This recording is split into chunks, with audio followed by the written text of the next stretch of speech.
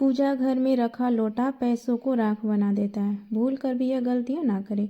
राधे राधे प्रिय दोस्तों, घर के मंदिर में रखा हुआ एक लोटा जल अगर सही विधि से ना रखा जाए तो वही लोटा धीरे धीरे घर के धन संपदा और सुख शांति को नष्ट करने लगता है। दोस्तों, यह बात सुनने में भले ही अजीब लगे, लेकिन शास्त्रों में पूजा घर से जुड़े कई नियम बताए गए हैं।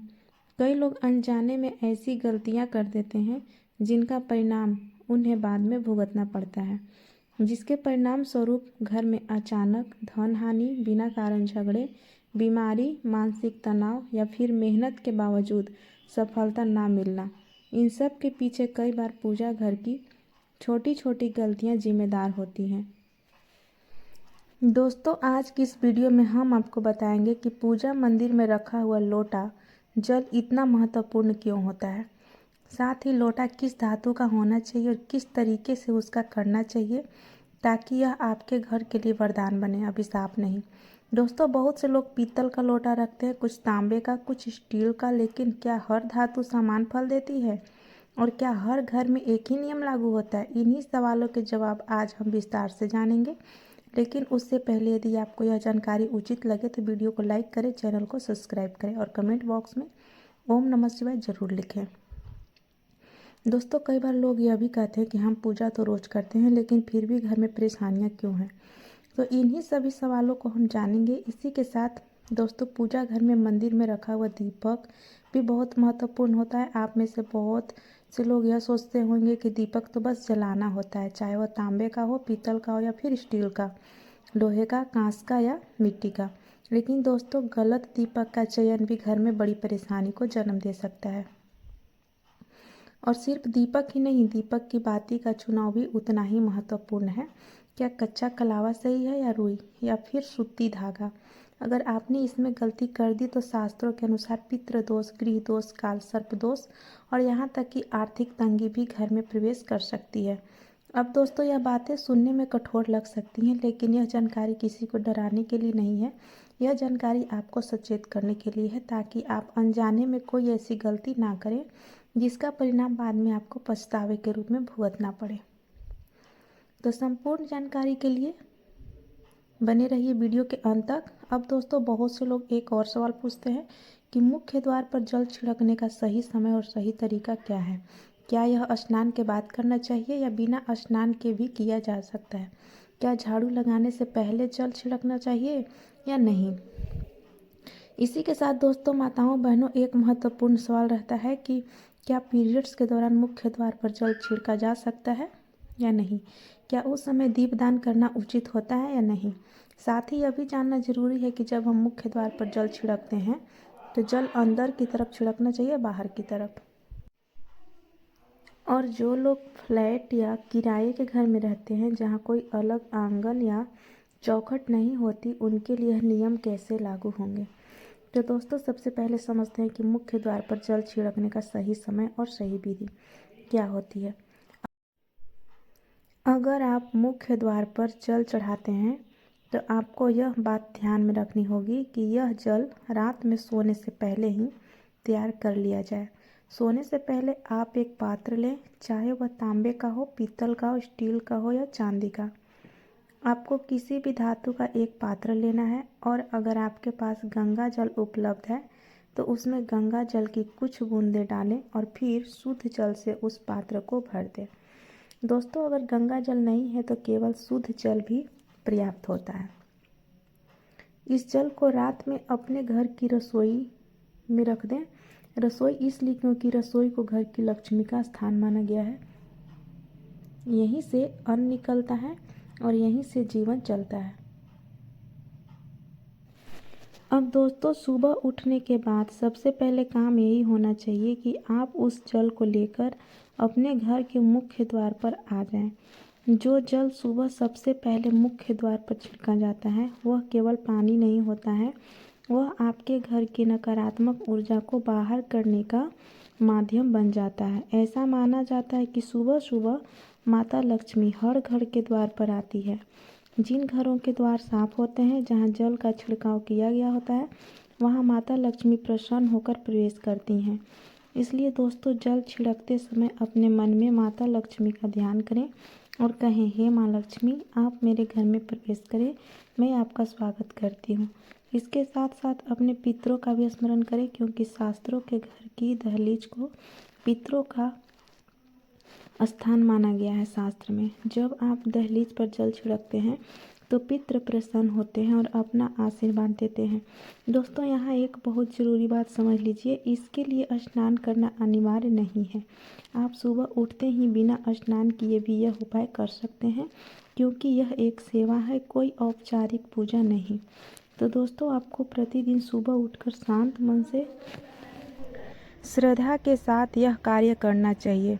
अब दोस्तों एक बहुत ही सामान्य लेकिन अत्यंत महत्वपूर्ण प्रश्न बात करते हैं, जो लगभग हर घर में पूछा जाता है।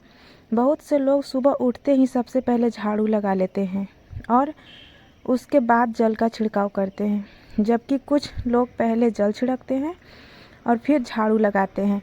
तो आखिर सही तरीका क्या है? तो दोस्तों शास्त्रों के अनुसार सुबह उठने के बाद सबसे पहला कार्य जल का छिड़काव होना चाहिए, ना कि झाड़ू। क्योंकि जब आप झाड़ू लगाते हैं तो आप घर की ऊर्जा को हिलाते हैं, और यदि झाड़ू लगाने से पहले जल का छिड़काव नहीं किया गया तो नकारात्मक ऊर्जा घर के भीतर ही रह सकती है। इसलिए दोस्तों सुबह उठते ही बिस्तर पर बैठे बैठे अपने दोनों हथेलियों को देखिए और महालक्ष्मी का स्मरण कीजिए। यदि आप चाहें तो मन ही मन यह मंत्र भी बोल सकते हैं, लक्ष्मी सरस्वती गोविंद।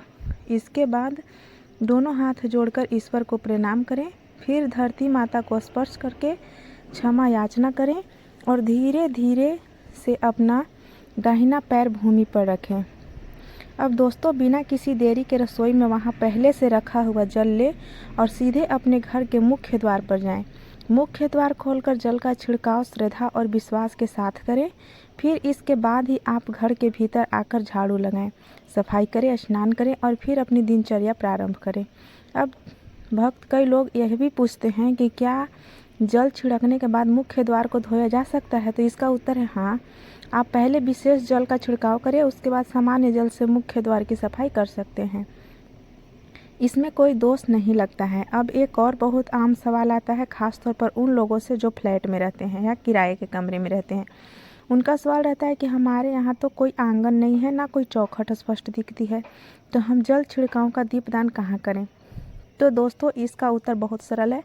जिस दरवाजे पर आपका नाम लिखा हो, जहाँ आपकी नेम प्लेट लगी हो, आपका मुख्य द्वार हो, चाहे वह फ्लैट का गेट हो या एक कमरे का दरवाज़ा, उसी को मुख्य द्वार मानकर वहीं जल छिड़कना है और वहीं दीपदान करना है।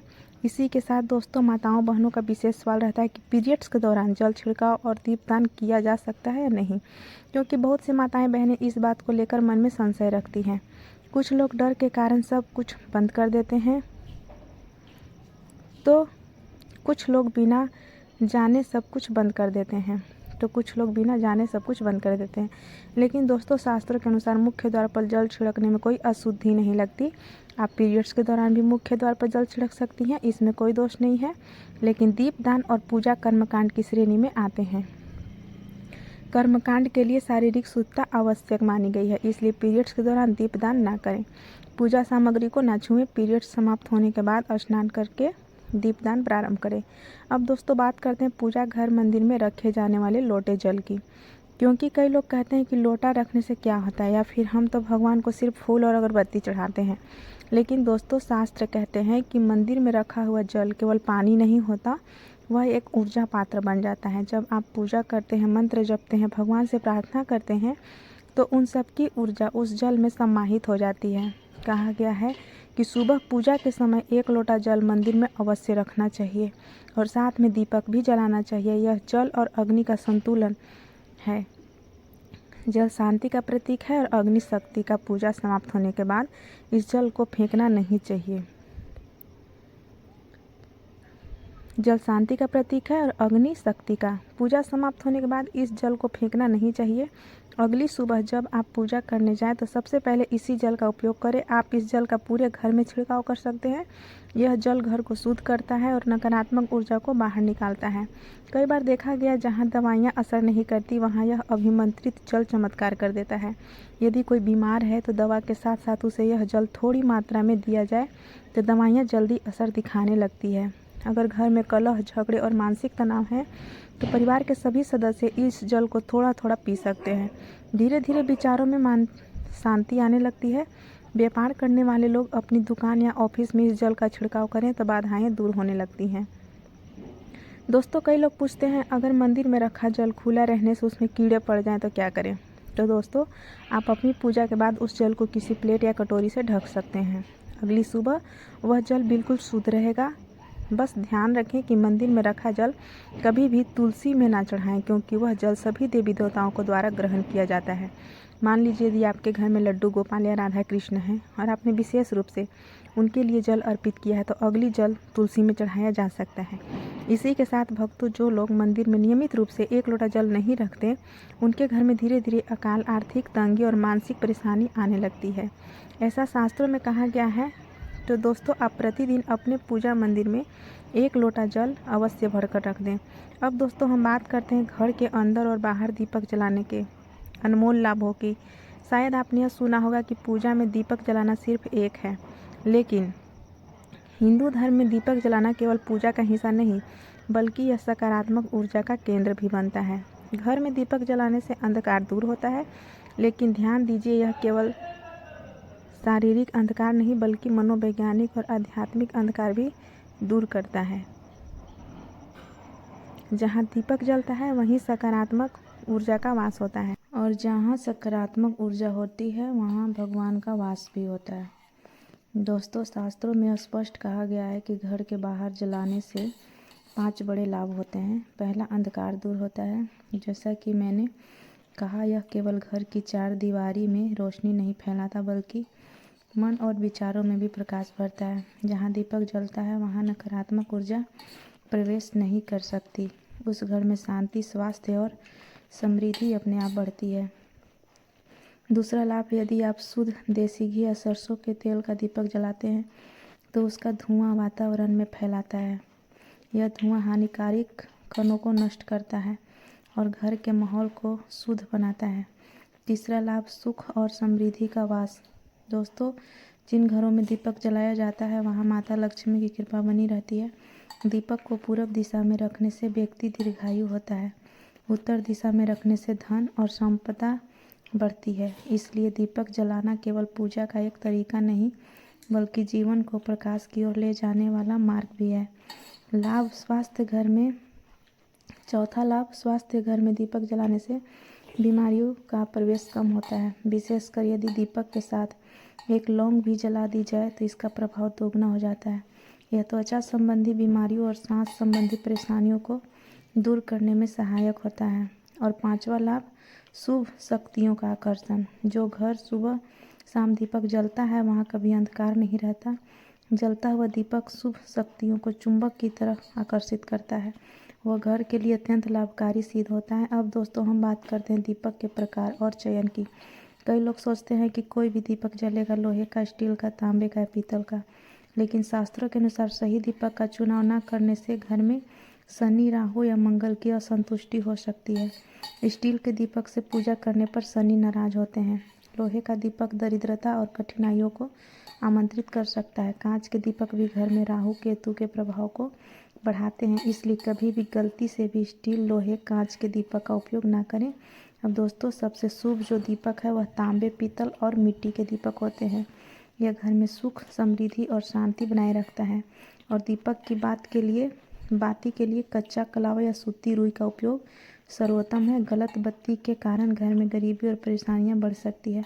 अब दोस्तों, बात करते हैं मंदिर में घंटी और ताली बजाने के महत्व की, क्योंकि घर यहाँ है। मंदिर में जब भी घंटी बजाई जाती है, शास्त्रों के अनुसार उस घर का सभी पुण्य फल तुरंत आकाश में जमा होता है। हर जप, हर दान, हर साधना का पुण्य हमारे खाते में शामिल हो जाता है। और ताली बजाने का महत्व भी कम नहीं है। जब हम भजन करते हैं, पूजा करते हैं तो 3 बार ताली बजाने से सभी पुण्य कर्म हमारे घर में और मन में प्रवेश करते हैं। यह भी याद रखें कि घंटी केवल पूजा और भजन के समय बजानी चाहिए, खेल खिलौने के रूप में नहीं। यदि आप मंदिर बंद होने के बाद भी घंटी बजाते हैं तो शास्त्रों में यह पाप के कारण बन सकता है। इसलिए घंटी हमेशा स्नेह, श्रद्धा और प्रेम से बजाएं।